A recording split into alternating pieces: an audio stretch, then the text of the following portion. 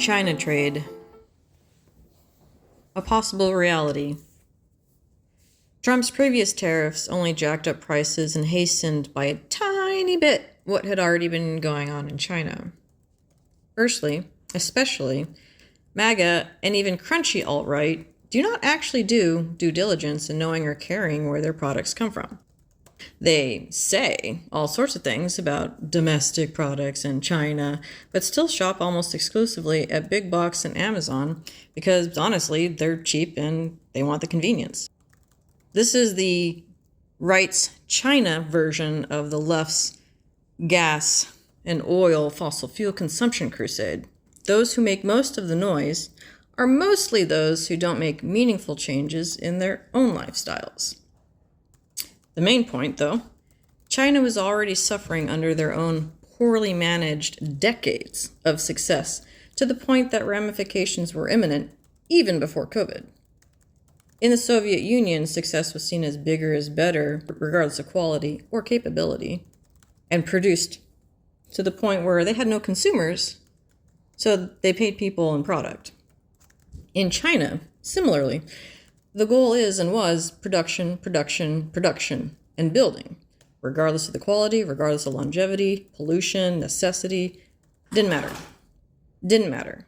The easiest and costliest commercial consequences before tariffs were 1, steeply declining and unstable price drops from drop shipping, online competition, pop-up startups, to fulfill an endless demand for knockoff after knockoff, and people in the West starting dropshipping businesses and racing towards the bottom for prices. 2, businesses in China screwing over their own suppliers, workers, and government while sidestepping existing regulations. And sometimes these areas were wholly unregulated and going unchecked by most businesses and consumers in the West. Temu being a poster child for these kinds of practices, their own vendors being pushed sometimes out of business to produce for the prices that Temu set, that no producer could maintain. 3, the internal commercial, consumer, societal strife that neoliberal economics has played on China as an unregulated dynamic of a country in its condition. Because the boom has been over for them for a while. Back in 2015, unknown to most people, we were already having to start considering a production outside of China in the next 10 to 20 years. We had already been finding less expensive labor elsewhere, and China had already been outsourcing labor and supplies to other countries. I'm going to have to start making my own metal buttons. My 80-year-old family-owned U.S. domestic supplier didn't survive the last round of tariffs and the COVID mismanagement. And the other suppliers, mostly in China, where they make the shank metal pressing machines too, are unreliable. Partly because of what's happening in China and partly because of the gouging on U.S. online platforms. Now, I could mold pewter and I can press brass, but I can't do electroplating. I also can't seem to get a hold of the backplate shank pressing die, and I'll have to stock up now before I can have my own machined or find one.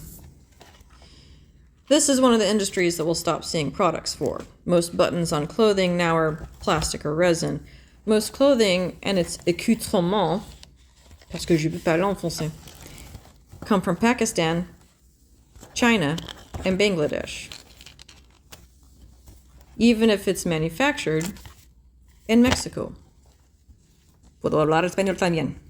The cotton, wool, polyester, viscose, acrylic, and buttons, zippers, and sewing thread come from Asia.